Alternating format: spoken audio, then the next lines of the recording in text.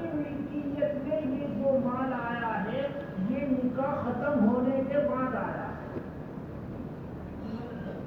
لہذا بیوی کو وراثت نہیں ملنی چاہیے۔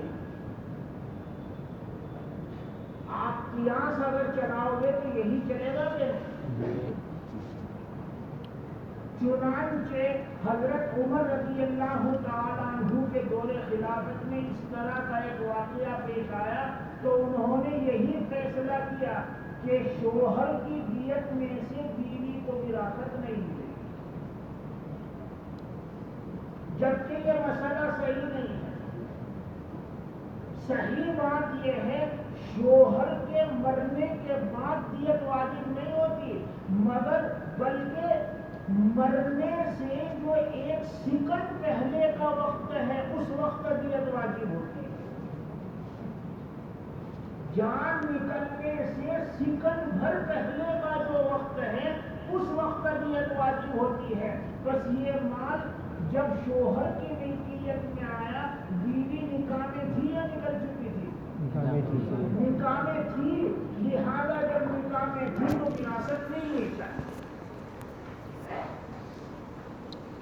بظاہر ایسا لگتا ہے کہ شوہر کی جان نکلنے کے بعد دیت واجب ہوتی ہے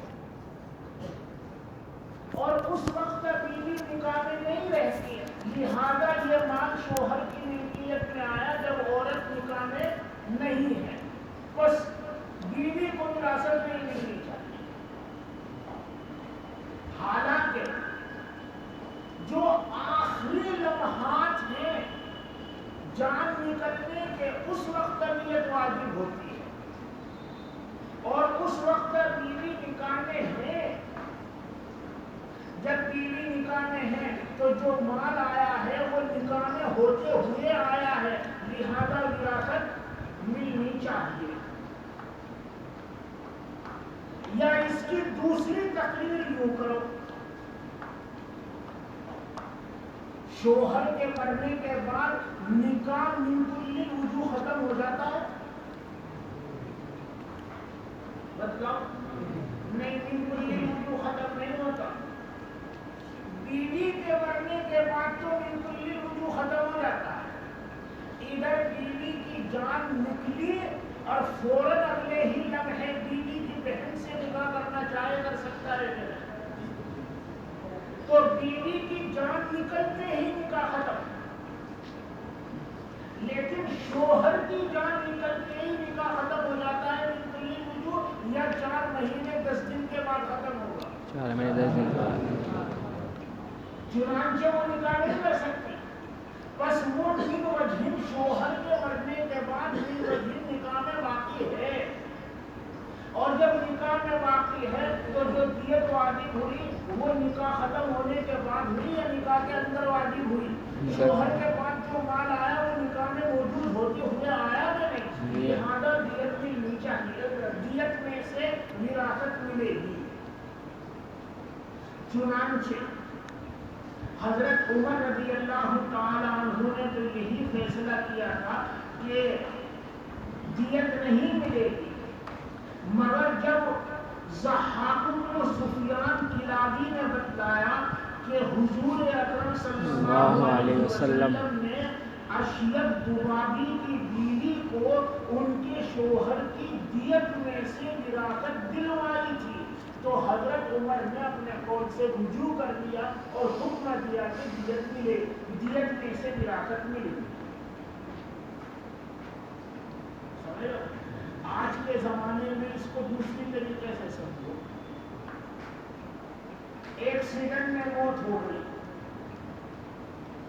اور ایسے موقع پر حکومت کی طرف سے تعاون ہوتا ہے،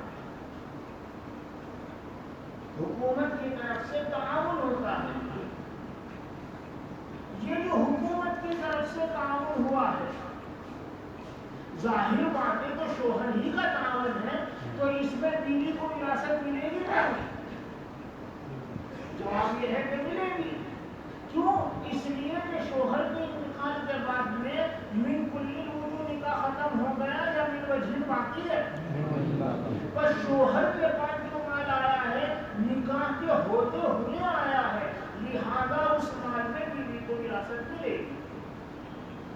خلاصہ کلام یہ ہے کہ اگر شوہر کا ایکسیڈنٹ ہو جائے، حکومت کی طرف سے تعاون ہو، یا پرانے زمانے کے اعتبار سے کسی کا قتل ہو اور دیت ملے، یا آج بھی قتل ہو اور قاتل و مقتول میں صلح ہو جائے اور صلح میں کچھ مال ملے، تو ان تمام مالوں میں بیوی کو بھی وراثت ملے گی۔ وبه قال حدثنا قتيبة وأحمد بن منيع وغير واحد قالوا حدثنا سفيان بن عيينة عن الزهري عن سعيد بن المسيب قال قال عمر الدية على العاقلة ولا ترث المرأة من دية زوجها شيئا، فأخبره الضحاك بن سفيان الكلابي أن رسول الله صلى الله عليه وسلم كتب إليه أن يورث امرأة أشيم الزباب من دية زوجها۔ هذا حديث حسن صحيح۔ باب ما جاء أن الميراث للورثة والعقد للعصبة۔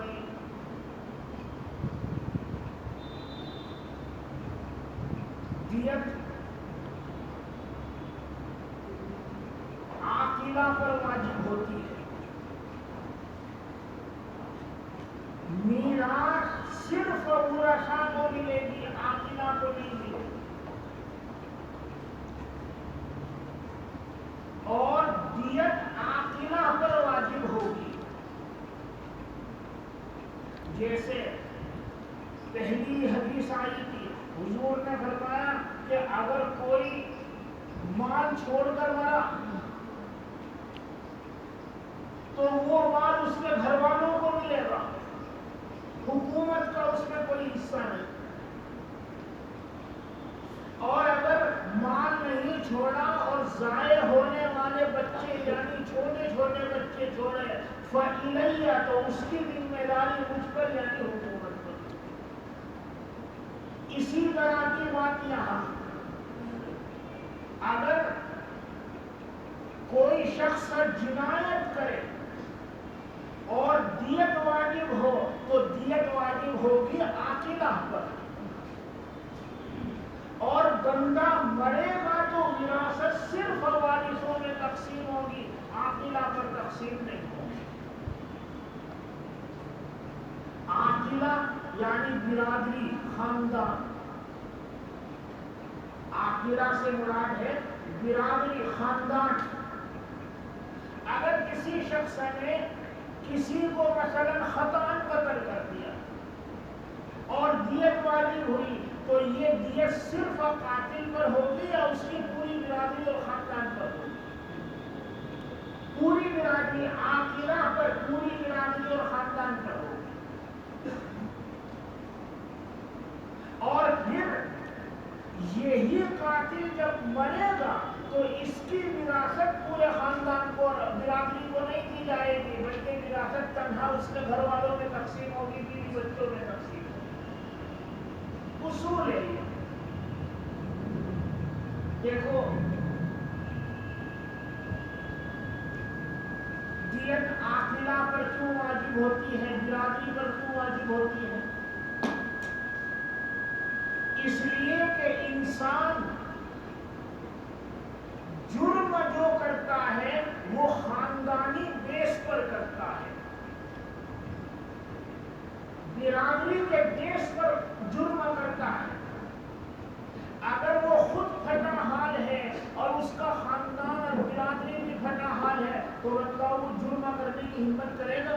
جرم جو بندہ کرتا ہے وہ برادری کی بیس پر ہی کرتا ہے۔ غصہ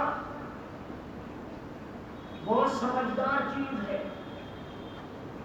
ہمیشہ کمزور پر آتا ہے، اپنے سے بڑھے ہوئے پر، طاقتور پر غصہ نہیں آتا۔ ٹکر مارنے کسی نے سائیکل سے، بائک سے، آپ میں غصے میں لال گیلا ہو جائے گا اور گرا ہے اٹھے گا اس طرح کہ ٹکر مارنے والے کی گویا جان لے لے گا، اور جب دیکھا کہ ٹکر مارنے والا وہ تو محلے کا بدماش ہے تو ایک دم شانت ہو جائے گا، ٹھنڈا۔ غصہ ہمیشہ کمزور پر آتا ہے، طاقتور پر غصہ نہیں آتا۔ تو جس آدمی کا بیس مضبوط ہوتا ہے، خاندان مضبوط ہوتا ہے، وہ اپنے خاندان کے بلبوتے پر جرم کرتا ہے، لہذا سزا بھی خاندان کو ملنی چاہیے۔ خاندان کی ذمہ داری ہے کہ وہ اپنے نوجوانوں کی حفاظت کرے، اپنے لوگوں کی حفاظت کرے، ان سے جرم نہ ہو۔ اور اس کا دوسرا فائدہ یہ ہے، مقتول اور مجروح اس کی جان اور زخم رائگاں نہ جائے۔ مثلا ایک شخص نے دوسرے آدمی کو زخمی کیا یا قتل کر دیا، اب قاتل پر یا زخمی کرنے والے پر تنہا پر تم نے دیت لگا دی، تو وہ کہے گا 100 اونٹ کہاں سے لاؤں، میرے پاس تو ہے نہیں، جب ہو کے دے دوں گا، اور نہ اس کے پاس ہونے کے نہ یہ دے گا، تو اس بیچارے کی جان بھی گئی، اس بیچارے کا عضو زخمی بھی ہوا اور ملا اسے کچھ نہیں، تو خون رائگاں جائے گا میرے۔ اس میں مقتول کا اور مجروح کا نقصان ہے۔ اور اگر سارا خاندان دیت میں شامل ہوگا تو سب کے حصے میں تھوڑا تھوڑا تھوڑا تھوڑا تھوڑا تھوڑا آئے گا۔ اس مقتول کا نقصان نہیں ہوا، اس مجروح کا نقصان نہیں ہوا، اس کا خون رائگاں نہیں گیا۔ اور سارے خاندان کو جو دیت میں شریک ہونا پڑا، اس کا فائدہ یہ ہوگا کہ یہ پورا خاندان اس کی ایسی پوشمانی کرے گا کہ آئندہ جرم کرنے کے بارے میں یہ سوچ بھی نہیں سکتا۔ اگر صرف قاتل پر اور زخمی کرنے والے پر دیت ڈال دو تو خاندان کہے گا کہ ہمیں کیا پرواہ، جس نے کیا ہے بھگتے گا، اور وہ کل کو پھر جرمہ کرے گا، پرسوں کو پھر جرمہ کرے گا۔ اور اگر دیت دینے میں سارے خاندان کو شریک کر لیا جائے اور سب کو کہا جائے کہ تم بھی دیت میں حصہ لو، تم بھی دو، تو اس صورت میں دینی تو پڑے گی، خاندان دے گا ضرور، مگر سارا خاندان اس قاتل کی اور اس زخمی کرنے والے کی ایسی پوشمانی کرے گا کہ وہ خاندان کے دوسرے بچے کی ہمت جرمہ کرنے کی نہیں کرے گا۔ یہ ایک حقیقت ہے کہ نہیں؟ تو یہ چند مقاصد ہیں، ان مقاصد کی وجہ سے دیت جو ہے عاقلہ پر، برادری پر رکھی گئی۔ لیکن اگر وراثت بھی عاقلہ میں تقسیم کرو تو پھر 54 حصے میں آئے، وہ وراثت رہے گی کیا؟ اگر خاندان اور برادری تو بہت بڑی ہوتی ہے، اگر سب میں تقسیم کرنے لگو گے تو معمولی بعض مرتبہ 5 حصے میں آئے، تو اس وراثت کے کوئی معنی نہیں رہیں گے۔ اس لیے شریعت مطہرہ نے اصول بنا دیا ہے کہ وراثت تو صرف گھر والوں میں تقسیم ہوگی، لیکن اگر دیت واجب ہو جائے تو دیت کس پر واجب ہوگی؟ عاقلہ۔ بعد میں جو واقعہ ہے وہ یہ ہے کہ ایک شخص کی قبیلہ حجیل کی شاخ ہے بنو لحیان، اس کا ایک شخص ہے، اس کی 2 بیویاں ہیں، آپس میں لڑی، ایک نے دوسری کو پتھر سے یا خیمے کی لکڑی سے یا کسی بھاری چیز سے مارا، جس کی اور مظلومہ جس کو مارا گیا تھا اس کے پیٹ میں بچہ تھا، وہ حمل بھی گیا، اور پھر بعد میں مظلومہ بھی مر گئی، اور ظالمہ کا بھی انتقال ہو گیا بعد میں۔ تو وہ جو حمل کیا تھا اس کی دیت دلوائی حضور نے ایک بردہ، غلام یا باندھی، اور پھر وہ مظلومہ مری تو اس کی دیت بھی دلوائی اور ظالمہ کے عاقلہ سے دیت دلوائی۔ پھر اتفاق سے ظالمہ بھی مر گئی تو حضور نے فیصلہ کیا کہ ظالمہ کی وراثت اس کے گھر والوں کو ملے گا، یعنی ظالمہ کی وراثت عاقلہ پر تقسیم نہیں کروائی۔ دیکھو ظالمہ پر دیت واجب ہوئی تو عاقلہ کو شامل کیا، اور جب ظالمہ مری اور وراثت کا مسئلہ آیا تو پھر عاقلہ کو شامل نہیں کیا، بلکہ صرف ظالمہ کے گھر والوں میں وراثت تقسیم کروائی۔ یہاں سے اصول بن گیا کہ اگر کسی پر دیت واجب ہوگی تو دیت پورے عاقلہ پر واجب ہوگی، برادری پر اور خاندان پر واجب ہوگی، اور جب کوئی مرے گا تو اس کی وراثت صرف گھر والوں کو ملے گی، وراثت میں عاقلہ خاندان برادری شامل نہیں ہوگی۔ وبه قال حدثنا قتيبة قال حدثنا الليث عن ابن شهاب عن سعيد بن المسيب عن ابي هريرة رضي الله عنه ان رسول الله صلى الله عليه وسلم قضى في جميل امرأة من بني لحيان، بنو لحیان کی ایک عورت کے پیٹ کے بچے میں فیصلہ کیا۔ میں نے بتایا قبیلے حذیل کی شاخ ہے بنو لحیان، اور یہ دو عورتیں آپس میں لڑی تھی اور یہ دونوں سوکن تھی۔ قضا فی جنین امرأۃ من بنی لحیان سقط میتا، کیا فیصلہ کیا؟ بغرۃ، ایک غرہ کا، عبد او عبد، غرہ کیا ہے؟ غلامیہ باندھی۔ ثم ان المرأة التي قضى عليها بغرة توفیت، پھر وہ عورت جس پر حضور نے غرہ کا فیصلہ کیا تھا یعنی ظالمہ، وہ مر گئی۔ فقضى رسول الله صلی اللہ علیہ وسلم ان میراثها لبنيها وزوجها وان عقلها على عصبتها، حضور نے فیصلہ کیا کہ اس ظالمہ کی میراث اس کے بچوں کو اور شوہر کو ملے گی، اور ظالمہ کی جو دیت ہے وہ عصبہ پر واجب ہوگی۔ وروى يونس هذا الحديث عن الزهري عن سعيد بن المسيب وابي سلمة عن ابي هريرة عن النبي صلى الله عليه وسلم نحوه، وروى مالك عن الزهري عن سعيد بن المسيب عن النبي صلى الله عليه وسلم باب ما جاء في الرجل يسلم على يدي الرجل، ایک شخص دوسرے کے ہاتھ پر مسلمان ہوا تو جس کے ہاتھ پر مسلمان ہوا وراثت میں اس کا حصہ ہے؟ جواب یہ ہے کہ نہیں، لیکن اگر وہ غریب ہو اور مرنے والا اس کے نہ صاحب فروض ہو، نہ عصبہ ہو، نہ ذوی الارحام ہو، تو اس کا مال بیت المال میں جائے گا یا غربا میں جائے گا۔ تو یہ بندہ جس نے اس کو مسلمان کیا ہے اگر وہ غریب ہو تو اس کو دے دینا چاہیے، آخر دوسرے غریب کو بھی دو گے تو اس غریب کو مقدم رکھنا چاہیے۔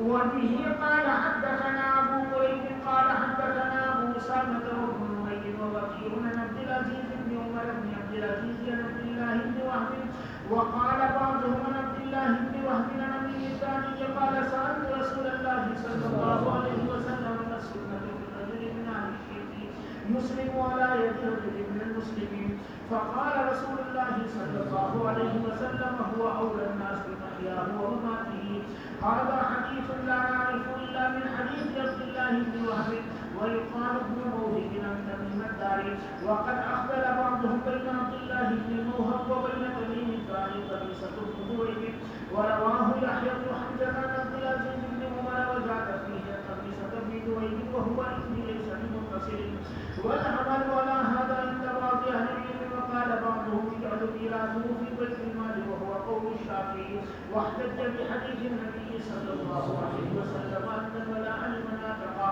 وبه قال حدثنا قتيبة قال حدثنا ابن لهيعة عن ابن شريح عن أبيه عن جده أن رسول الله صلى الله عليه وسلم قال أيما رجل عاهر بغرة أو أمة فالولد ولد الزنا لا يرث ولا يورث، جس شخص نے زنا کیا کسی آزاد عورت کے ساتھ یا باندھی کے ساتھ اور بچہ پیدا ہوا تو یہ بچہ جو ہے ولد زنا، نہ وارث بنے گا اور نہ وارث قرار دیا جائے گا، لا یرث ولا یورث، یعنی زانی جب مرے گا تو اس کی وراثت اس بچے کو نہیں ملے گی، لا یرث۔ اور یہ بچہ بڑا ہوگا جس کے پاس مال ہو، یہ بچہ خود مرے تو اس کا جو باپ زانی ہے اس کو وارث قرار نہیں دیا جائے گا۔ ولا یورث، لا یرث ولا یورث۔ وقد روى غير ابن لهيعة هذا الحديث عن ابن جريج ولقد ولا هذا عند اهل العلم ان ولد الزنا لا يرث من ابيه۔ باب من يرث الولاء، ولا کا وارث کون ہوگا؟ اگلے صفحے پر ابواب الولاء والہبہ آ رہے ہیں، یہی اس کو سمجھ لو۔ ولا کیا ہے؟ موتق اور موتق کے درمیان میں جو رشتہ قائم ہوتا ہے، تعلق قائم ہوتا ہے، اس کو کہتے ہیں ولا۔ موتق آزاد کرنے والا، موتق جس کو آزاد کیا گیا، ان کے درمیان میں جو رشتہ قائم ہوا ہے، تعلق قائم ہوا ہے، اس کا کیا نام ہے؟ ولا۔ دارقطنی میں حدیث ہے، حضور اکرم صلی اللہ علیہ وسلم نے فرمایا الولاء لحمۃ کلحمۃ النسب۔ ولا ایک رشتہ ہے جیسے نسب ایک رشتہ ہے۔ اگر کوئی نسب کو بیچنا چاہے بیچ سکتا ہے کہ مجھے 5,000 روپے دے دے، میں نسب تجھے بیچتا ہوں، یعنی جب میرا باپ مرے گا تو اس کی وراثت میری جگہ پر تو لے لینا، میں نے نسب بیچ دیا۔ یہ ممکن ہے؟ کوئی نسب کسی کو ہبہ کر سکتا ہے؟ نہیں کر سکتا۔ اسی طرح ولا نہ بیچ سکتا ہے نہ ہبہ کر سکتا ہے۔ حضور فرما رہے ہیں الولاء لحمۃ کلحمۃ النسب، جس طرح نسب ایک رشتہ ہے، ولا بھی ایک رشتہ ہے، نہ بیچا جا سکتا ہے نہ ہبہ کیا جا سکتا ہے۔ بس کوئی شخص مرا جو آزاد کیا ہوا تھا اور اس کے اصحاب فروض نہیں ہیں، عصبہ نہیں ہے، ذوی الارحام نہیں ہے، تو اب وراثت کس کو ملے گی؟ عصبہ سببی کو ملے گی۔ یہ عصبہ سببی موتق آزاد کرنے والا، اور یہ جو موتق کو وراثت مل رہی ہے بنیاد کیا ہے؟ ولا۔ سمجھ رہے ہیں؟ عصبہ سببی کو جو وراثت مل رہی ہے وہ بنیاد کیا ہے؟ سمجھ رہے ہیں؟ بس عورت نے کسی کو آزاد کیا ہے تو عورت ہی وراثت پائے گی، اس کا شوہر نہیں۔ مرد نے آزاد کیا ہے تو مرد ہی وراثت پائے گا، اس کی بیوی نہیں۔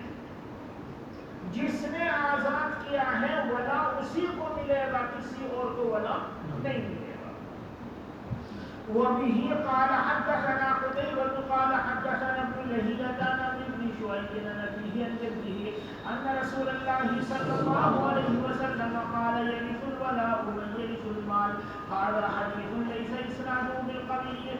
وبه قال حدثنا هارون وأبو موسى المسلمي البغدادي قال حدثنا محمد بن حرب قال حدثنا عمر بن روبة التغلبي عن عبد الواحد بن عبد الله بن مسلم قال رسول الله صلى الله عليه وسلم المرأة تحوز ثلاثة مواريث۔ عورت تین میراث سمیٹتی ہے، یعنی تین میراث ایسی ہیں جو تنہا عورت کو ملے گی، مرد کو نہیں۔ کیا ہے؟ عتیقہا، کسی کو عورت کا آزاد کرنا، عتیقہا عورت کا، کسی کو عورت نے آزاد کیا تو اس کی میراث کس کو ملے گی؟ صرف عورت کو ملے گی، کیونکہ ولا کی حقدار تنہا وہی ہے، مرد کو نہیں ملے گی۔ وَلَقِيتِهَا، اور اس کا اٹھانا، کوئی بچہ گرا پڑا ملا، महीने का, 2 महीने का, साल का, 2 साल का, जंगल में कहीं रास्ते में गिरा और औरत ने उठा लिया, पाला पोसा बड़ा और फिर मर गया वो बच्चा और माल छोड़कर मरा, तो विरासत किसको मिलेगी? तन्हा औरत को मिलेगी, उसके शोहर को नहीं। ववलदिहल्लज़ी लाअनत अन्हु, और औरत का वो बच्चा जिससे लिआन हुआ है। बच्चा जना, शोहर ने कहा ये बच्चा मेरा नहीं है, ये तो चंदे का है, तूने कहीं से जिना करवाया है, ये बच्चा लाइए, ये बच्चा मेरा नहीं है, इनकार कर दिया बच्चे का। अब अगर ये शोहर ने बीवी पर इल्जाम लगाया जिना का, अब या तो साबित कर दे तो लिआन करना पड़ेगा क्या नहीं? अब लिआन हुआ, लिआन तुम जानते ही हो, और जिल्दा अव्वल में मसाइल आएंगे और तफसील बयान करेंगे इंशाअल्लाह। लिआन होने के बाद में शोहर मियां बीवी के दरमियान में तफरीक करा देगा, काजी मियां बीवी के दरमियान में तफरीक करा देगा, और ये बच्चा सिर्फ माँ की तरफ मंसूब होगा, बाप की तरफ मंसूब नहीं होगा। अब ये बच्चा बड़ा हुआ, माल कमाया, फिर मर गया, तो इसकी विरासत तन्हा माँ को मिलेगी, बाप को नहीं मिलेगी। लिआन करने के बाद बच्चे का बाप से ताल्लुक खत्म हो चुका है, और किसके साथ ताल्लुक बाकी है? सिर्फ माँ के साथ। लिहाजा जब ये बच्चा बड़ा हुआ, माँ छोड़कर मरा, तो विरासत तन्हा माँ को मिलेगी, মাইকে আমার যাচ্ছে না, बाप को মাইকে আমার যাচ্ছে না, মানে মুখে আওয়াজ আসছে।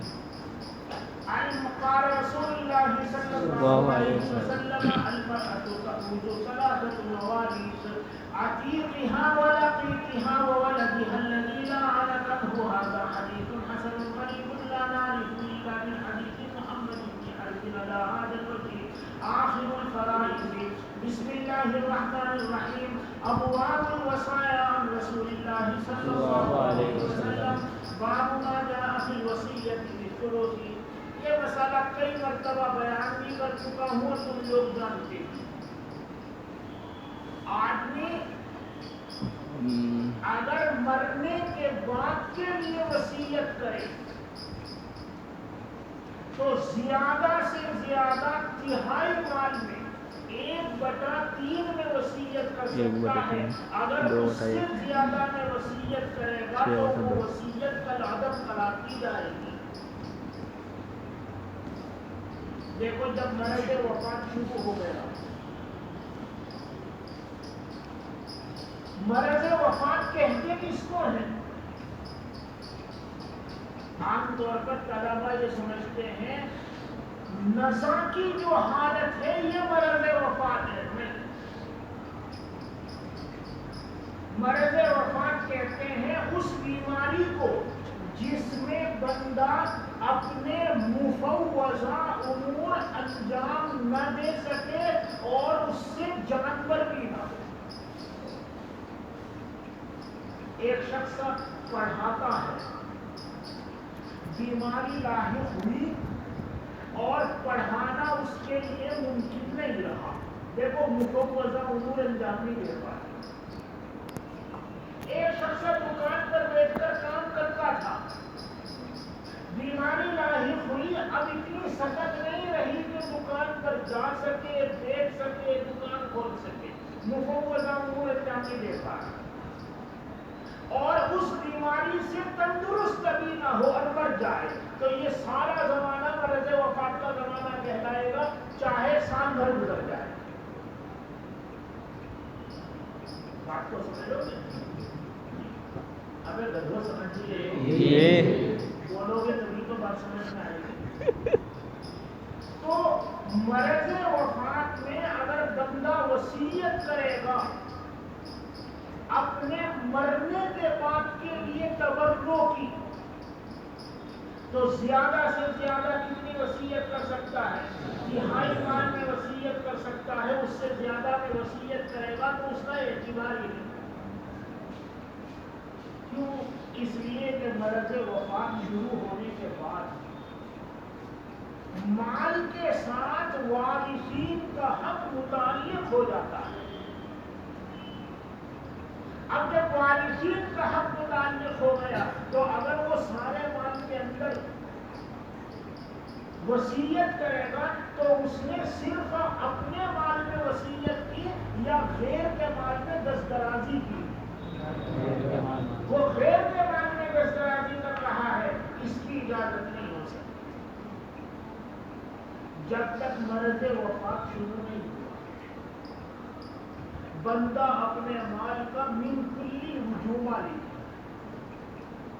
جتنا چاہے خرچ کرے اور جہاں چاہے خرچ کرے، مگر مرض وفات شروع ہونے کے بعد میں وارثین کا حق متعلق ہو جاتا ہے، اس کا حق صرف 1/3 میں رہتا ہے، اس سے زیادہ میں اس کا حق باقی نہیں رہتا۔ لہذا اس صورت میں وہ وصیت زیادہ سے زیادہ 1/3 مال کی کر سکتا ہے، اس سے زیادہ کی وصیت نہیں کر سکتا۔ ایک شخص ہے، اس کے پاس ایک ہی مکان ہے، اس کی کل ملکیت بس یہی مکان ہے، اور وصیت اس نے کر دی کہ میرے مرنے کے بعد میرا یہ مکان مسجد کو دے دیا جائے، تو مرنے کے بعد سارا مکان مسجد کو دیا جائے گا یا 2/3 وارثین میں جائے گا اور 1/3 مسجد میں جائے گا؟ 1/3 مسجد میں جائے گا۔ بہرحال بندہ زیادہ سے زیادہ 1/3 مال کی وصیت کر سکتا ہے، اس سے زیادہ کی وصیت نہیں کر سکتا۔ وَبِهِ قَالَ حَدَّثَنَا ابْنُ أَبِي عُمَرَ قَالَ حَدَّثَنَا سُفْيَانُ عَنِ الزُّهْرِيِّ عَنْ عَمْرِ بْنِ سَعْدٍ بْنِ أَبِي وَقَّاصٍ عَنْ أَبِيهِ رَضِيَ اللَّهُ عَنْهُ قَالَ مرضت عام الفتح مرضا اشفيت منه على الموت فأتاني رسول الله صلى الله عليه وسلم يعودني فقلت يا رسول الله إن لي مالا كثيرا وليس يرثني إلا ابنتي فأوصي بمالي كله قال لا قلت فثلث المال قال لا قلت فالشطر قال لا قلت فالثلث قال الثلث والثلث كثير إنك أن تذر ورثتك أغنياء خير من أن تذرهم عالة يتكففون الناس إنك لن تنفق نفقة إلا أجرت فيها أنت اللقمة ترفعها إلى امرأتك قال قلت يا رسول الله أخلف الهجرة قال إنك لن تخلف بعدي فتعمل عملا تريد به وجه الله إلا ازددت به رفعة ودرجة ولعلك أن تخلف حتى ينتفع بك أقوام ويزد بك آخرون اللهم أنزل لأصحاب هجرتهم ولا تردهم على أعقابهم لكن البائس سعد بن خولة يرثي له رسول الله صلى الله عليه وسلم أن مات بمكة سعد بن ابی وقاص فتح مکہ کے ساتھ بیمار ہو گئے، کہتے ہیں اتنا بیمار ہوا میں اشفیت منہ علی الموت، اس بیماری کی وجہ سے میں موت کو جھانکنے لگا، یعنی مجھے یہ اندیشہ لاحق ہوا کہ اب میرے مرنے کا وقت آ گیا۔ رسول اللہ صلی اللہ علیہ وسلم میرے پاس عیادت کے لیے تشریف لائے، تو میں نے عرض کیا اے اللہ کے رسول میں مالدار آدمی ہوں اور میری وارث صرف میری ایک بیٹی ہے، وہ بھی شادی شدہ ہے اور اچھے خاندان میں بیاہی گئی ہے، اس کو مال کی ضرورت نہیں ہے، تو کیا میں اپنے سارے مال کی وصیت کر دوں کہ میرے مرنے کے بعد میرا سارا مال راہ پورا؟ حضور نے فرمایا نہیں۔ حضرت صاحب نے کہا کہ 2/3 مال کی وصیت کر دوں؟ حضور نے فرمایا نہیں۔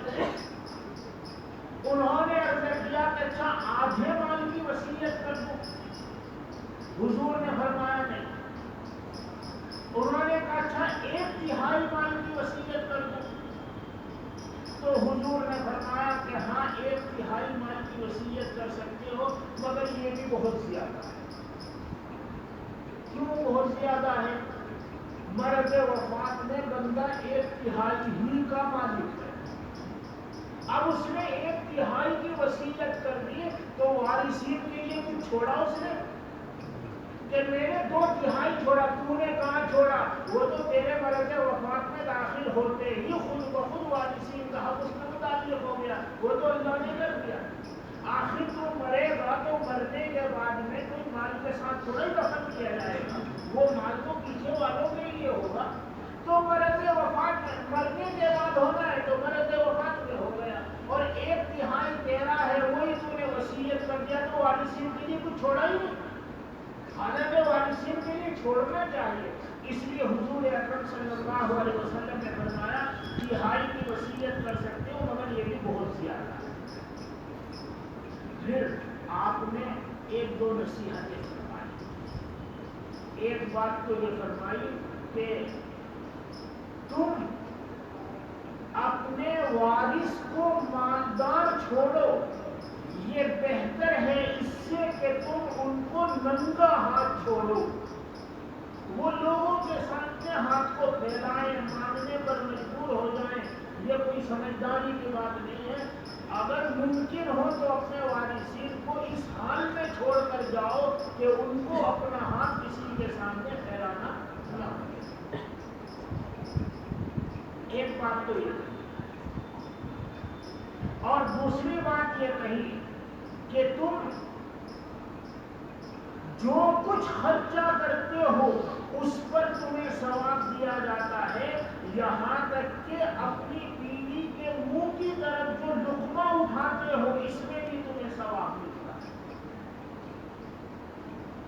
اصل میں بندہ دور کی جگہوں میں خرچ کرنے کو ثواب سمجھتا ہے، قریب کی جگہوں میں خرچ کرنے کو ثواب نہیں سمجھتا۔ یہ انسان کا مائنڈ ہو گیا۔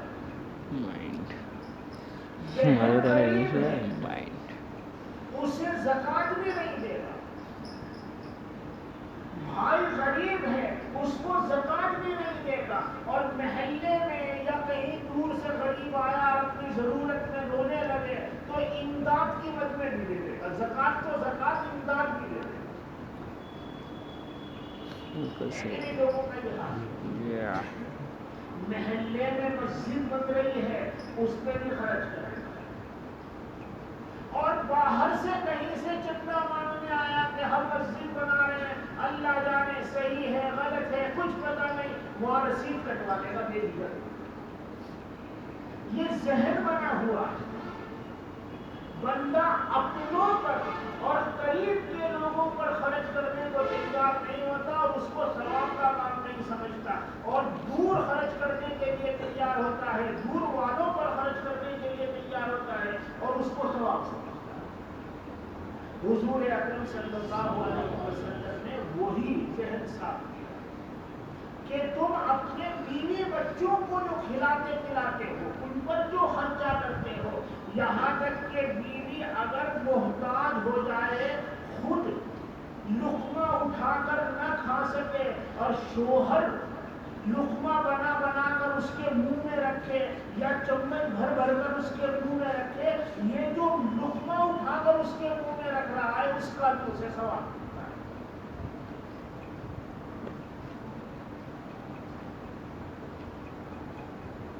یہ جو ٹکڑا آیا یہاں تک کہ لقمہ جس کو وہ اپنی بیوی کے منہ کی طرف اٹھاتا ہے یہ اس کی صورت رکھتا ہے۔ اللہ محفوظ رکھے، ایک شخص ہے اس کی بیوی کو مثال کے طور پر لقوہ مار گیا، فالج مار گیا، اللہ سب کی حفاظت کرے۔ اب وہ بیچاری خود نہیں کھا پا رہی، شوہر نے روٹی توڑ کے لقمہ بنا بنا کے منہ میں رکھ رہا ہے، یا پینے کی چیز ہے، پتلی چیز ہے، چاول ہے، چمچ میں بھر کر کھلا رہا ہے، یہ جو لقمہ منہ کی طرف اٹھا رہا ہے اس کا بھی ثواب مل رہا ہے۔ پر جب اس کا ثواب مل رہا ہے تو بیوی کے لیے کمانا، بیوی کے لیے مال کو چھوڑنا، بچوں کے لیے کمانا، بچوں کے لیے مال چھوڑنا، اس کا ثواب کیوں نہیں ملتا؟ گویا حضرت سعد بن ابی وقاص جو سارا مال غریبوں میں خرچ کرنا چاہتے ہیں، حضور یہ کہہ رہے ہیں کہ صرف غریبوں میں خرچ کرنا ہی ثواب پانے کی جگہ نہیں ہے، چھوڑ کر جاؤ گے تمہیں اس کا بھی ثواب ملے گا. اپنے وارثین کے لیے چھوڑ کر جاؤ گے تمہیں اس کا بھی ثواب ملے گا. یہ ان کا ذہن بنایا. پھر حضرت سعد بن ابی وقاص نے پوچھا کہ یا رسول اللہ کیا میں ہجرت سے پیچھے رہ جاؤں گا؟ مکہ سے ہجرت کر کے مدینہ گیا ہوں, اب مکہ واپس آیا ہوں اور موت مجھے نظر آ رہی ہے, اگر میرا یہی انتقال ہو گیا تو کیا میری ہجرت مل جائے گی, ہجرت کا ثواب ضائع ہو جائے گا؟ تو حضور نے فرمایا نہیں, اور تسلی دی کہ تم میرے بعد تک زندہ رہو گے اور ایک قوم تم سے فائدہ اٹھائے گی اور ایک قوم تم سے نقصان اٹھائے گی.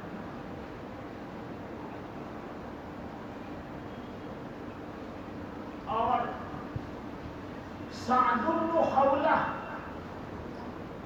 یہ بھی ایک صحابی ہے, ان کا انتقال مکہ میں ہو گیا تھا. حضور نے اس پر افسوس کا اظہار کیا. یرثی کا یہ مطلب ہے یرثی لہو رسول اللہ, افسوس کا اظہار.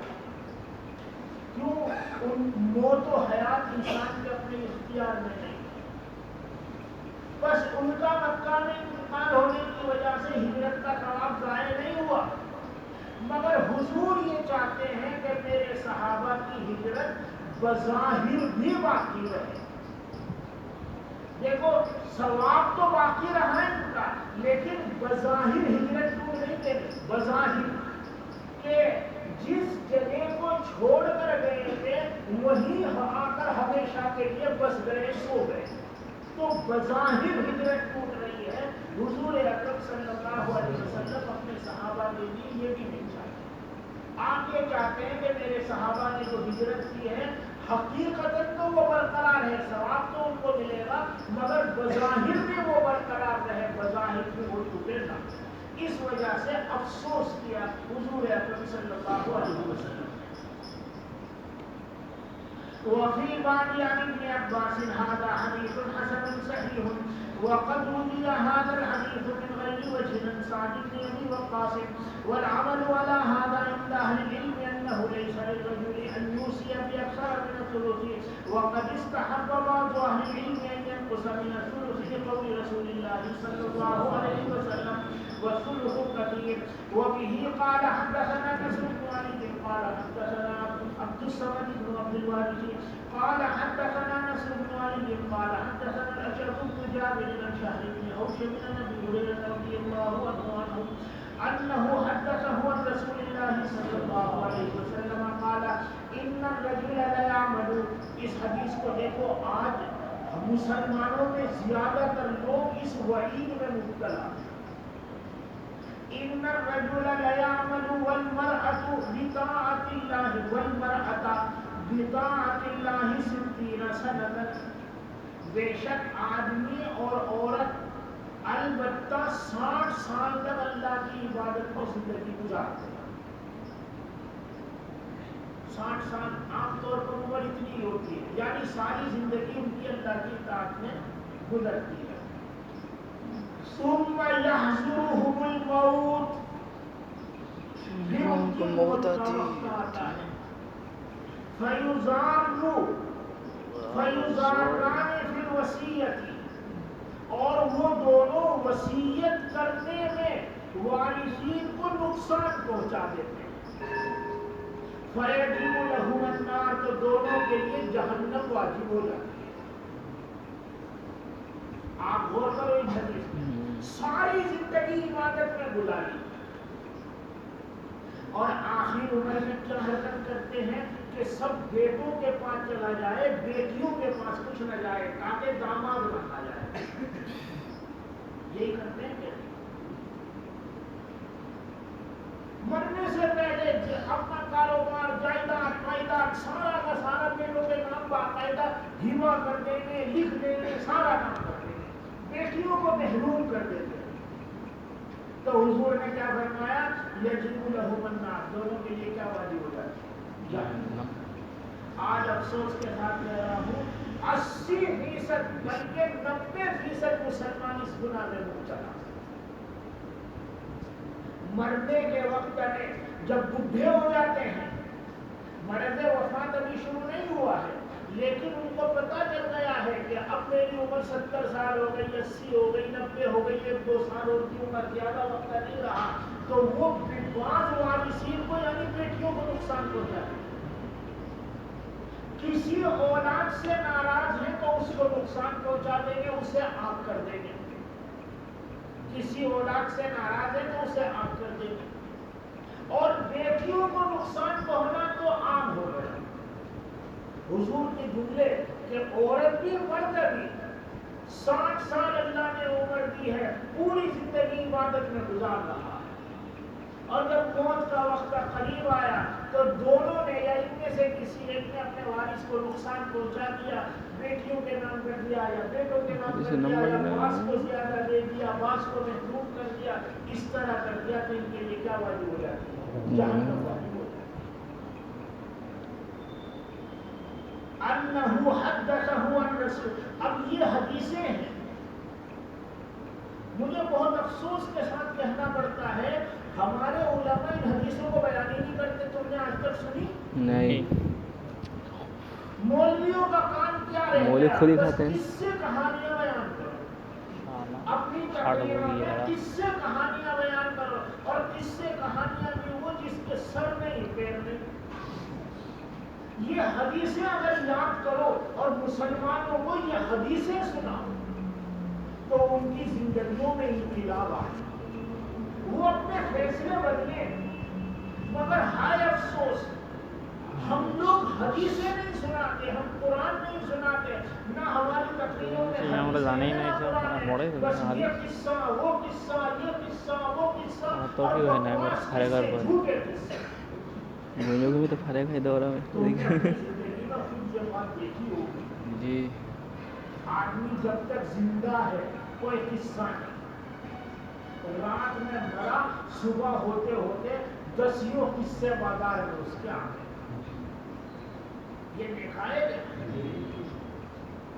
کل تک اس کی آنکھیں کھلی نہیں تھی کوئی کرامت اس کی نہیں تھی بس رات میں مرا ایسا کیا ہو گیا کہ 10 قصے صبح بازار میں اور یہ جو میں بار بار کہتا ہوں بزرگوں کی طرف جو قصے منسوخ کر کے بیان کیے جاتے ہیں یا عام طور پر جھوٹے ہوتے ہیں اس لیے کہتا ہوں مجھے اس تجربوں سے گزرنا پڑا مجھ سے افریقہ میں ایک مرتبہ میں افریقہ گیا کئی مرتبہ گیا مگر ایک مرتبہ کا قصہ سناؤں میں جوہانسبرگ میں تھا وہاں کے کچھ علماء نے مجھ سے میرے ابا کی طرف منسوخ کر کے کچھ واقعات مجھ سے بیان کیے جن کو ہم جانتے ہیں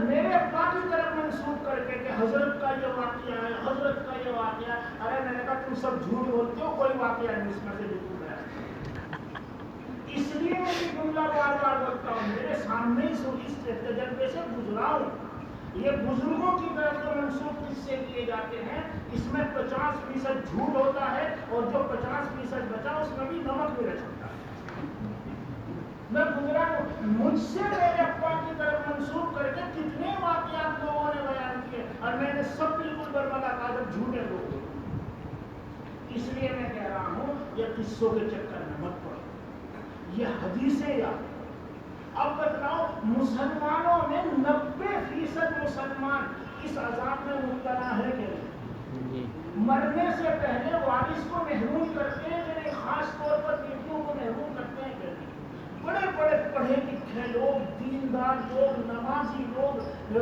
اللہ کے احکام کو ماننے والے لوگ تہجد گزار لوگ جب مرنے کا ٹائم آتا ہے تو سب کچھ لڑکوں کو دینے کی کوشش کرتے ہیں لڑکیوں کو محروم کر دیتے ہیں اور اپنے آپ کو جہنمی بنا دیتے ہیں اس میں اگر ان کا قصور ہے تو کچھ قصور ہمارا بھی ہے ہم لوگ حدیثیں یاد کرتے ہی نہیں لوگوں کے سامنے بیان کرتے ہیں اس لیے اس طرح کی حدیثیں یاد کرو ازبر کرو اور جب بھی وقت ملے مسلمانوں کے سامنے یہ حدیثیں بیان کرو قرآن کریم کی آیات بیان کرو قصوں کو اپنے قریب بتانے دو یہ سب بکواس ہوتے ہیں قصے کو بیان کیا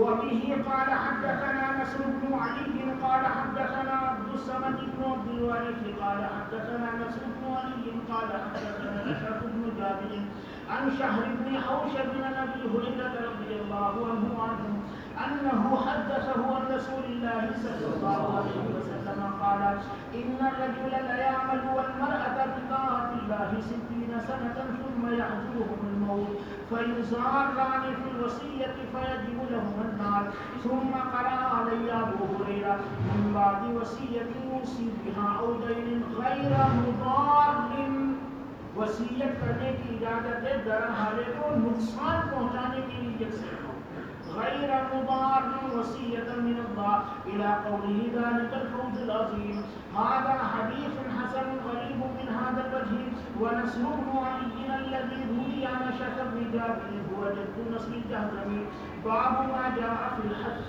على الوصیۃ حضور اکرم صلی اللہ علیہ وسلم وصیت پر ابھارا کرتے تھے. آپ نے فرمایا ما حق امرئ مسلم یبیت لیلتین وله ما یوصی فیہ الا ووصیته مکتوبۃ عنده.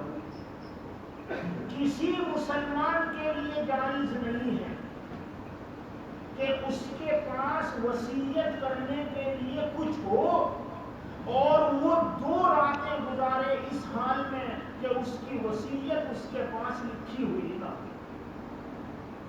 حدیث شریف سمجھ لو گے. کسی مسلمان کے لیے جائز نہیں ہے کہ اس کے پاس وصیت کرنے کے لیے کچھ ہو اور وہ 2 راتیں گزارے اس حال میں کہ وہ اس کی وصیت اس کے پاس لکھی ہوئی نہ ہو. مثلا ہم نے کسی سے قرضہ لے رکھا ہے. اب جب قرضہ لے رکھا ہے تو یا تو لکھ کر رکھو کہ میں نے فلاں صاحب سے اتنا قرضہ لیا، یا کسی معتمد کو بتلا کر رکھو تاکہ اگر اچانک موت ہو جائے تو یہ جو تم نے لکھ رکھا ہے اس کے مطابق پیچھے والے عمل کر سکیں، یا معتمد کو بتلا رکھا ہے اس کے بتائے ہوئے پر عمل کیا جا سکے.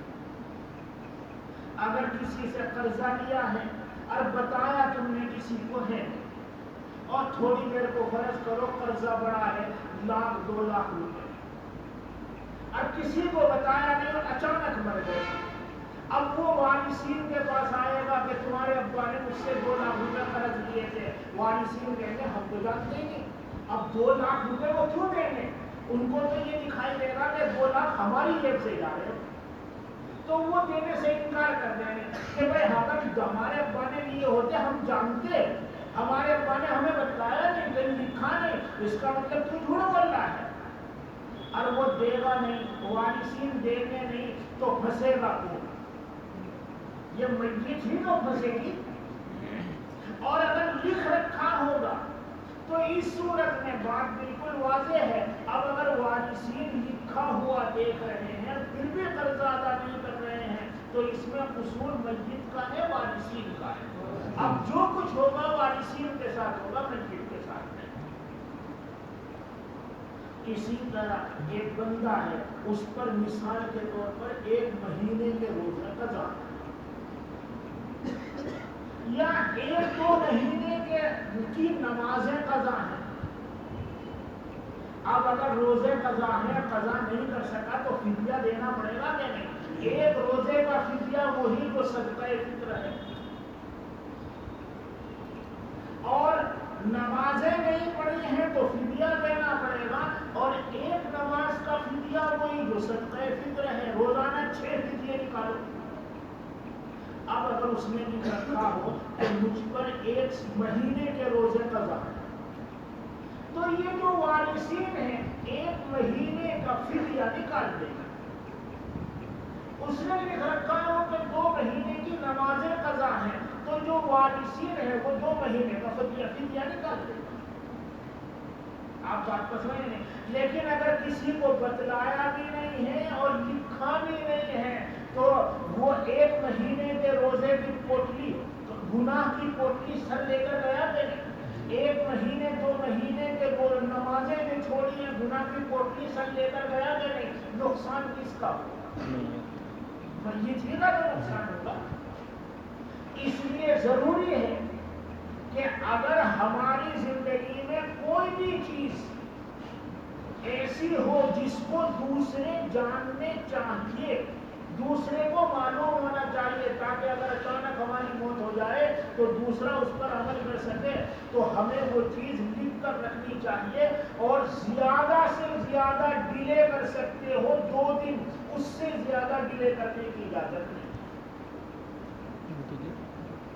دیکھو فوراً لکھنا بعض مرتبہ مشکل ہوتا ہے، میرے جیب میں قلم ہی نہیں ہے، قلم ہے کاغذ نہیں ہے، تو بعض مرتبہ فوراً لکھنا مشکل ہوتا ہے، آدمی کو مناسب وقت کا انتظار ہوتا ہے، تو آپ ڈیلے کر سکتے ہیں، تاخیر کر سکتے ہیں، مگر یہ تاخیر زیادہ سے زیادہ کتنی کر سکتے ہو؟ بس 2 دن، اس سے زیادہ تاخیر کرنے کی اجازت نہیں۔ بہرحال حضور اکرم صلی اللہ علیہ وسلم وصیت پر ابھارا کرتے تھے کہ اگر تمہاری زندگی میں کوئی حق واجب ہے، چاہے وہ اللہ کے حقوق میں سے ہو چاہے بندوں کے حقوق میں سے ہو، تو اس کو لکھ کر رکھو، اور ڈیلے کر رہے ہو، تاخیر کر رہے ہو تو زیادہ سے زیادہ 2 دن تاخیر کر سکتے ہو، اس سے زیادہ تاخیر کرنے کی اجازت نہیں ہے۔ اور یہ کیوں لکھ کر رکھنا ہے؟ تاکہ اچانک موت ہو جائے تو پیچھے والے اس حق کو ادا کر سکے، اللہ کا حق ہو تو اس کو ادا کریں، بندوں کا حق ہو تو اس کو ادا کریں۔ وَبِهِ قَالَ حَدَّثَنَا ابْنُ أَبِي عُمَرَ قَالَ حَدَّثَنَا سُفْيَانُ بْنُ أَيُّوبَ عَنْ نَافِعٍ عَنِ ابْنِ عُمَرَ رَضِيَ اللَّهُ عَنْهُمَا وَعَنْهُمْ قَالَ رَسُولُ اللَّهِ صَلَّى اللَّهُ عَلَيْهِ وَسَلَّمَ مَا حَقُّ امْرِئٍ مُّسْلِمٍ يَبِيتُ لَيْلَتَيْنِ وَلَهُ مَا يُوصِي فِيهِ إِلَّا وَصِيَّتُهُ مَكْتُوبَةٌ عِندَهُ هَذَا حَدِيثٌ حَسَنٌ صَحِيحٌ وَقَدْ رُوِيَ عَنِ الزُّهْرِيِّ عَنْ سَالِمٍ عَنِ ابْنِ عُمَرَ عَنِ النَّبِيِّ صَلَّى اللَّهُ عَلَيْهِ وَسَلَّمَ نَحْوَهُ باب ما جاء ان النبي صلی اللہ علیہ وسلم لم يوصي، حضور اکرم صلی اللہ علیہ وسلم نے کوئی وصیت نہیں کی۔ کیوں؟ کچھ تھا ہی نہیں، اس لیے کہ وصیت کرنے کے لیے آپ کے پاس کچھ تھا ہی نہیں۔ حقوق اللہ بھی آپ سارے ادا کر چکے تھے، حقوق العباد بھی آپ سارے ادا کر چکے تھے، اور جو کچھ آپ کی ملکیت میں تھا وہ سب صدقہ تھا، تو وصیت کرنے کے لیے کچھ بچا نہیں، بچا تو وصیت کرنے کی ضرورت بھی نہیں۔ یہ جو حضور وصیت پر ابھارتے تھے اور قرآن کریم میں وصیت کو فرض کیا گیا، یہ اس وقت ہے جبکہ وصیت کرنے کے لائق کوئی بات ہو۔ اگر وصیت کرنے کے لائق کوئی بات ہے، یعنی بندے پر کوئی حق واجب ہے، چاہے اللہ کے حقوق میں سے ہو چاہے بندے کے حقوق میں سے ہو، تو وصیت ضروری ہے۔ اور اگر حساب کتاب بالکل صاف ستھرا ہے، حساب کتاب بالکل صاف ستھرا ہے، تو وصیت کرنا کوئی ضروری نہیں۔ حضرت تھانوی رحمہ اللہ فرمایا کرتے تھے، بھائی ہم تو بالکل حساب صاف ستھرا لے کر بیٹھے ہیں، اللہ جب چاہے اپنے فرشتے کو بھیج دیں، ہم تو چلنے کو تیار ہیں۔ کیوں فرمایا کرتے ہیں؟ مجھے یاد ہے بہت اچھی طریقے سے، لندن میں اسٹامفل ہل میں والد صاحب تھے، میں بھی وہیں تھا۔ مولانا یوسف بدھیانوی رحمۃ اللہ علیہ جو آپ کے مسائل اور ان کا حل اس کے مصنف تھے، وہ ملنے کے لیے آئے، اسٹامفل ہل میں مسجد قباء میں ابا سے ملنے کے لیے آئے، اور تھوڑے مذاقی مزاج تھے۔ انہوں نے مذاق میں یوں کہا کہ حضرت ہم نے تو اپنا حساب کتاب بالکل کلیئر کر دیا ہے، تو ہم بالکل تیار بیٹھے ہیں، اللہ جب چاہے ہمیں بلاتے ہیں، ہم تو چلنے کو تیار ہیں۔ انہوں نے ابا سے یوں کہا، اور عید کے بعد، رمضان کے بعد، عید کے بعد شوال گزرا نہیں تھا کہ حضرت کو ان کے صاحبزادے کے ساتھ پاکستان میں شہید کر دیا۔ تو انہیں وہ واقعہ بہت یاد آتا تھا کہ حضرت نے یوں کہا تھا کہ ہم تو بالکل تیار بیٹھے، ہمارا تو حساب کتاب ہم نے بالکل صاف ستھرا کر دیا، اللہ میاں جب چاند بلائے۔ رمضان میں یوں کہہ رہے تھے، اور اللہ کے نیک بندے ان کو پہلے ہی اللہ توفیق دے دیتے ہیں، وہ بالکل صاف ستھرا حساب کیے بیٹھے تھے، اور عید کے بعد وہ شہید کر دیا۔ تو اب ایسا بندہ جو بالکل صاف ستھرا حساب لیے بیٹھا ہو، اس کو وصیت کرنے کی ضرورت ہے؟ اسے کوئی وصیت کرنے کی ضرورت نہیں ہے۔ ہاں اگر بندے پر کوئی حق واجب ہے، چاہے حقوق اللہ میں سے ہو یا حقوق العباد میں سے ہو، تو وصیت کرنی ضروری ہوگی۔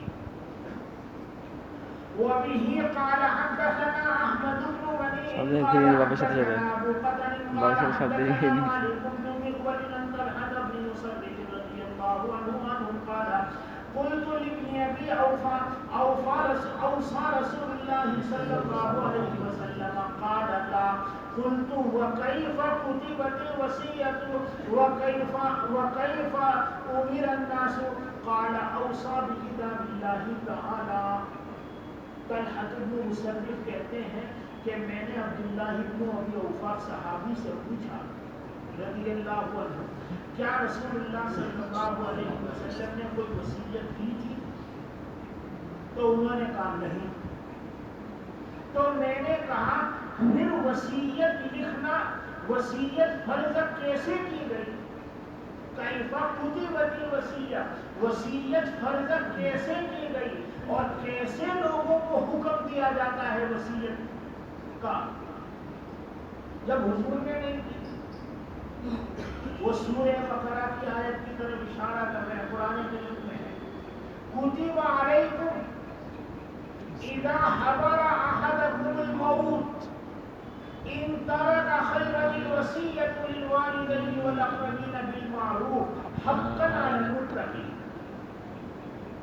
تم پر فرض کیا گیا ہے، کتب علیکم، تم پر فرض کیا گیا ہے جب تمہاری موت آئے یہ کہ تم وصیت کرو، کچھ اولاد کے لیے، کچھ بیٹوں کے لیے۔ ان ترک خیرا الوصیۃ للوالدین والاقربین، ماں باپ کے لیے وصیت کرو اور دیگر رشتہ داروں کے لیے وصیت کرو۔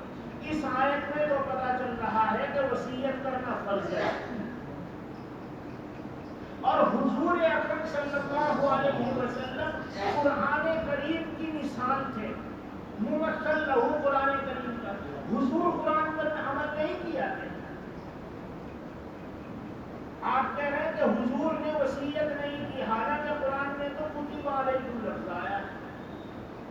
تو عبداللہ ابن ابی اوفا نے کہا کہ دیکھو دنیاوی وصیت کرنا ضروری نہیں ہے، اخروی وصیت بھی کی جا سکتی ہے، اور حضور نے دنیاوی وصیت تو کی نہیں کی مگر اخروی وصیت کی تھی۔ مثلا یہ کہا تھا لن تضلوا ما تمسکتم به کتاب اللہ و سنت رسول، جب تک دو چیزیں تم مضبوط پکڑ کر رکھو گے گمراہ نہیں ہوگے، قرآن کریم اور سنت رسول، ان دونوں کو مضبوط پکڑنے کی وصیت کی تھی۔ اسی طرح غلاموں کے ساتھ حسن سلوک کرنے کی وصیت کی تھی، اسی طرح نمازوں کا اہتمام کرنے کی وصیت کی تھی، اسی طرح جزیرۃ العرب سے یہود و نصارہ کو نکال دیا جائے، اس کی وصیت کی۔ یعنی یہ جو ہے کتب علیکم، تم پر وصیت کرنا فرض کیا گیا ہے، یہ دنیاوی وصیت ضروری نہیں ہے، دینی وصیت اگر کر دو تو وہ بھی عمل ہو گیا۔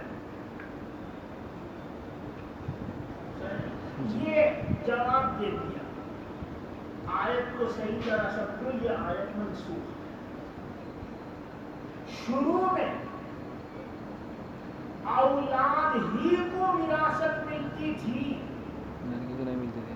اگر دیگر رشتہ داروں کے لیے وصیت کی ہے تو ان کو ملے گا، اور اگر وصیت نہیں کی ہے تو ساری وراثت اولاد کو ملے گی۔ اس لیے حکم دیا گیا تھا کہ ماں باپ کے لیے وصیت کرو اور دیگر قریبی رشتہ داروں کے لیے وصیت کرو۔ ذہن تحریک كتب عليكم إذا حضر أحدكم الموت إن ترك خيرا الوصية للوالدين والأقربين بالمعروف. ماں باپ کے لیے وصیت کرو، دیگر قریبی رشتے داروں کے لیے وصیت کرو، اگر تم کو چھوڑ کر جا رہے ہو تم پر فرض ہے. یہ کیوں؟ اس لیے کہ شروع میں اولاد ہی کو وراثت ملتی تھی، باقی کسی رشتے دار کو نہیں ملتی. مگر پھر شریعت نے احکام کو پھیلا دیا، اولاد کا حصہ بھی رکھ دیا، ماں باپ کا حصہ بھی رکھ دیا، دیگر رشتے دار چچا وغیرہ ان کا حصہ بھی رکھ دیا. اب جب سب کے حصے مقرر کر دیے گئے تو یہ آیت کیا ہو گئی؟ منسوخ. بلکہ اب تو اگر کوئی ماں باپ کے لیے وصیت کرے گا تو اس وصیت کا اعتبار ہی نہیں ہوگا. لا وصیت لوارث، وارث کے لیے وصیت معتبر ہی نہیں ہے. قرآن و حدیث نے ماں باپ کا جو حصہ مقرر کر دیا ہے وہی ملے گا، نہ کم نہ زیادہ. وصیت کا اعتبار ہی نہیں. آیت کو سمجھو گے؟ بہرحال طلحہ نے پہلے سوال عام کیا کہ حضور نے وصیت کی تو حضرت ابو عبداللہ ابن ابی اوفا نے کہا کوئی وصیت نہیں. جب انہوں نے کہا قرآن کریم میں تو وصیت کو فرض قرار دیا گیا ہے اور لوگوں کو بھی حکم دیا جاتا ہے وصیت کرنے کا، تو بات کو انہوں نے گھما دیا اور یہ کہا کہ قرآن کریم کو مضبوط پکڑنے کی وصیت کی تھی. یعنی وہاں قرآن کریم میں بے شک وصیت کو فرض کیا گیا ہے مگر وہ دنیاوی وصیت ضروری نہیں ہے، دینی وصیت بھی آپ کر سکتے ہیں. حضور نے دنیاوی وصیت تو کی نہیں تھی مگر دینی وصیتیں کی تھی. یہ بات کو گھما دیا.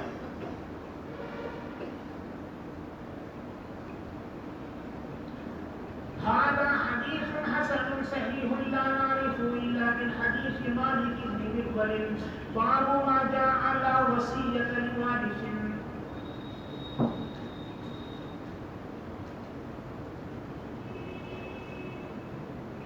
یہ کس کو کہتے ہیں؟ حضرت علی کی اولاد حضرت حسن کی طرف منسوب ہو، حضرت حسین کی طرف منسوب ہو، وہی تو سید کہلائی جاتی ہے نا.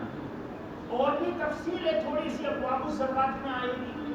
5 حضرات کی اولاد کو سادات کہتے ہیں، خاندان نبوت کہتے ہیں، وہ ابواب الزکات میں تفصیل آئے گی. تو ہے مثال کے طور پر وہ کسی اور خاندان سے، ان 5 خاندان سے نہیں ہے، اور کہتا ہے میں سادات میں سے ہوں، خاندان نبوت میں سے ہوں، تو اس نے اپنے باپ آبا و اجداد کو چھوڑ کر غیر آبا و اجداد کی طرف نسبت کی کہ نہیں. لہذا اس پر قیامت تک کے لیے مسلسل نازل ہونے والی لعنت. وَمَنِ ابْتَغَىٰ إِلَىٰ غَيْرِ أَبِيهِ أَوِ انتَمَىٰ إِلَىٰ غَيْرِ مَوَالِيهِ فَعَلَيْهِ لَعْنَةُ اللَّهِ الدَّامِغَةُ إِلَىٰ يَوْمِ الْقِيَامَةِ. لَا تُنْفِقُ امْرَأَةٌ مِّن بَيْتِ زَوْجِهَا إِلَّا بِإِذْنِ زَوْجِهَا. کوئی عورت اپنے شوہر کے گھر سے خرچ نہ کرے مگر شوہر کی اجازت سے. میں پہلے بتلا چکا ہوں اجازت صراحتاً بھی ہوتی ہے، اجازت دلالتاً بھی ہوتی ہے اور اجازت عرفاً بھی ہوتی ہے. تفصیل میں کر چکا ہوں. قیل یا رسول اللہ والطعام، پوچھا گیا یا رسول اللہ کھانے پینے کی چیز ہے اس میں بھی شوہر کی اجازت لینا ضروری ہے. قال ذاک افضل اموالنا، حضور نے فرمایا یہ کھانے پینے کی چیزیں تو ہمارا سب سے شاندار مال ہے، اس میں تو بدرجہ اولا اجازت لینی پڑے گی. ذاک افضل اموالنا. وقال العاریۃ مودات والمنحۃ مردودۃ. العاریۃ مودات، حضور نے فرمایا برتنے کی چیزیں ادا کی ہوئی ہیں، برتنے کے لیے لی ہوئی چیزیں ادا کی ہوئی ہیں. ہمارے گھر میں اچانک بہت سارے مہمان آئے، ہم پڑوس میں گئے کہ بھائی تمہارے پاس جو بڑا برتن ہے فلاں وہ ہمیں دے دو، ہمیں زیادہ آدمیوں کا کھانا بنانا ہے. تو لوگ کرتے کیا ہیں، مانگ کر لے آئیں گے پھر واپس نہیں کریں گے، جب تک نہ اپنے گھر میں رکھیں گے. اب اگر کبھی اس کو یاد آ گیا اور وہ بیچارہ خود مانگنے آ گیا تو منہ بنا کر واپس کریں گے کہ کوئی تیری چیز مان لیتے کیا؟ منہ بنا کے واپس کریں گے. اور اگر وہ بھول گیا تو گئی اس کی چیز. معاشرے میں یہ ہوتا ہے کہ نہیں؟ حضور فرما رہے یہ بہت بری بات ہے. العاریۃ المعطیٰ، برتنے کے لیے لی ہوئی چیزیں ادا کی ہوئی ہیں. یعنی جب آپ نے استعمال کے لیے کوئی چیز مانگی ہے تو ضرورت پوری ہونے کے بعد اول فرصت میں اس کی چیز واپس کر کے آؤ. اول فرصت میں اس کی چیز واپس کر کے آؤ، یہ ضروری ہے. وَالْمِنْحَةُ مَرْدُودَةٌ، اور منحہ واپس کیا ہوا ہے. میں پہلے بتا چکا ہوں منحہ کہتے کس کو ہے؟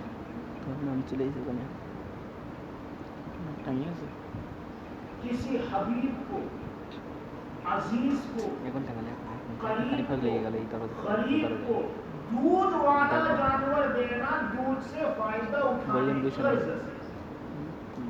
مثلا میرے پاس بکری ہے جو دودھ دیتی ہے، میں نے اپنے دوست سے کہا لے جاؤ یہ بکری، اس کا کھانا پانی کرتے رہو، اس کا دودھ پیتے رہو، اور جب دودھ دینا چھوڑ دے تو میری بکری مجھے واپس کر دے.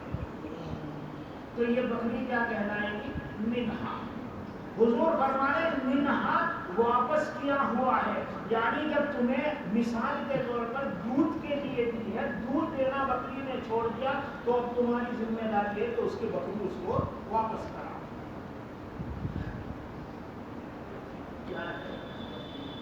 وَالدَّيْنُ مَقْضِيٌّ، اور قرضہ ادا کیا ہوا ہے. یعنی اگر قرضہ لیا ہے تو اس کو ادا کرنے کی فکر کرو. جو وقت تم نے لیا ہے مقررہ وقت پر جا کر قرضہ ادا کرو. لوگوں کی صورت حال یہ ہے کہ جب قرضہ مانگنے جائیں گے تو بڑی خندہ پیشانی سے اور بہت مسکین بن کر، غربا بلی بن کر، نہایت عاجزی اور انکساری سے قرضہ مانگے. اور ایک مرتبہ قرضہ مل گیا، اب شکل بھی نہیں دکھائیں گے. اگر وہ سامنے سے آ بھی رہا ہوگا تو راستہ بدل دیں. وہ بیچارہ گھر پر آئے گا تو کہنا دیں گے بچے سے کہ کہہ دو ابو گھر پر نہیں. اور بچہ ہوتا ہے وہ جا کر کہے گا کہ ابو کہہ رہے ہیں کہ ابو گھر پر نہیں.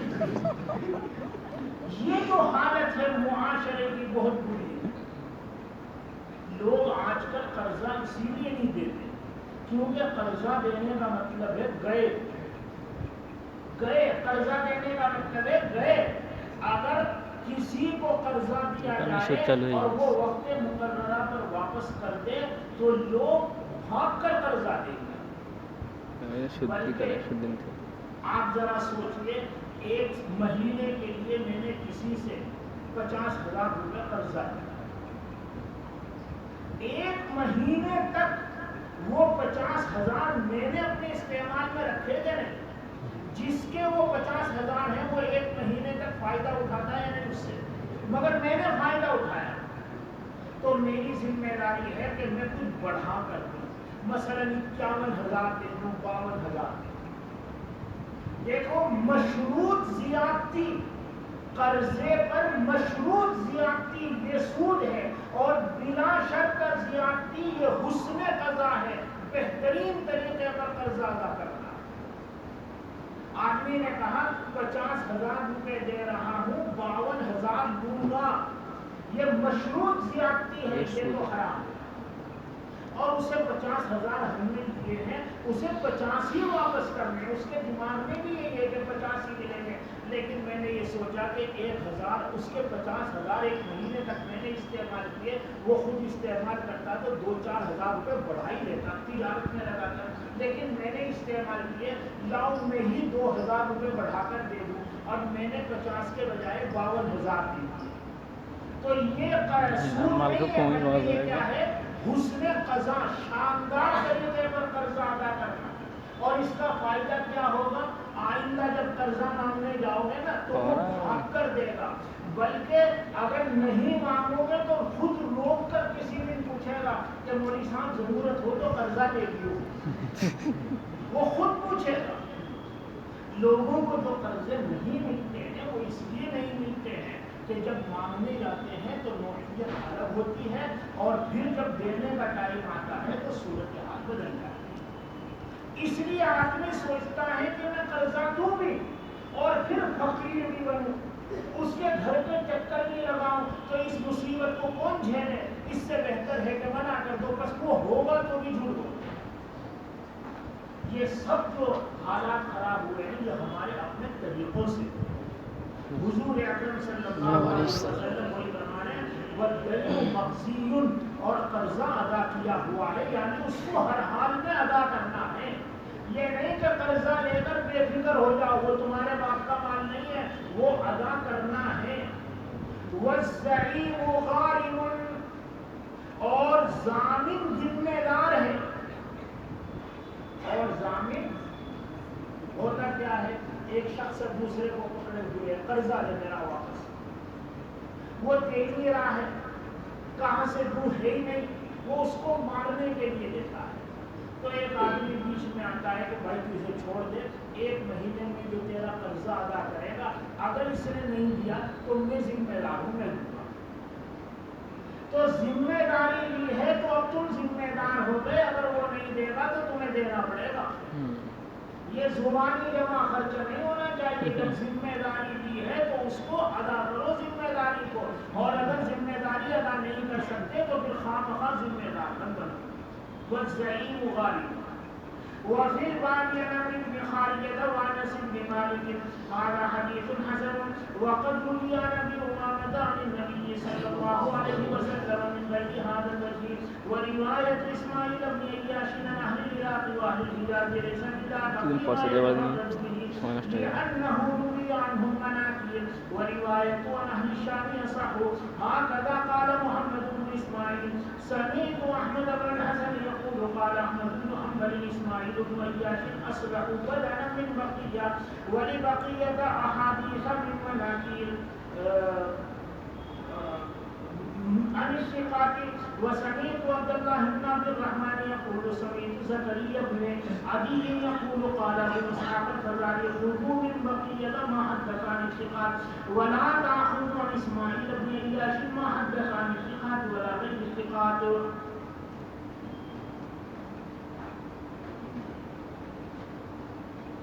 حدثنا قتيبة قال حدثنا أبو عوانة عن قتادة عن شهر بن حوشب عن عبد الرحمن بن غنم عن عمرو بن خالد أن النبي صلى الله عليه وسلم خطب على ناقته وأنا تحت جيرانها، حضور نے اونٹنی پر سوار ہو کر خطبہ دیا، درا حالت میں اس کے جیران کے نیچے تھا۔ جانوروں کو تم نے دیکھا ہوگا وہ بھگالی کرتے رہتے ہیں، چوانے کے بعد پیٹ میں اتاریں گے پھر نکالیں گے، اسے چبائیں گے اتاریں گے پھر نکالیں گے، اور اس وقت میں اس کی ران ٹپکتی رہتی ہے۔ تو حضرت عمرو بن خالدہ یہ کہہ رہے کہ میں ٹھیک اٹھنی کے نیچے اس کی جگالی کے نیچے تھا، یعنی اس اٹھنی کی کا دھوپ وغیرہ لال وغیرہ میرے اوپر گر رہی تھی۔ وَهِيَ تَقْصَعُ بِجَرَّتِهَا وَإِنَّ لُعَابُهَا يَسِيرُ بَيْنَ كَتَفَيَّ، اور وہ اونٹنی اپنے چارے کو چبا رہی تھی، درا حالے کہ اس اونٹنی کا لعاب میرے دونوں مونڈھوں کے درمیان گر رہا تھا۔ فَسَمِعْتُهُ يَقُولُ إِنَّ اللَّهَ أَعْطَى عَزَّ وَجَلَّ أَعْطَى كُلَّ ذِي حَقٍّ حَقَّهُ فَلَا وَصِيَّةَ لِوَارِثٍ وَالْوَلَدُ لِلْفِرَاشِ وَلِلْعَاهِرِ الْحَجَرُ۔ هذا حديث حسن صحيح۔ باب ما جاء يبدأ بالدين قبل الوصية۔ پہلے بتا چکا ہوں 4 کام یکے بعد دیگر ہیں۔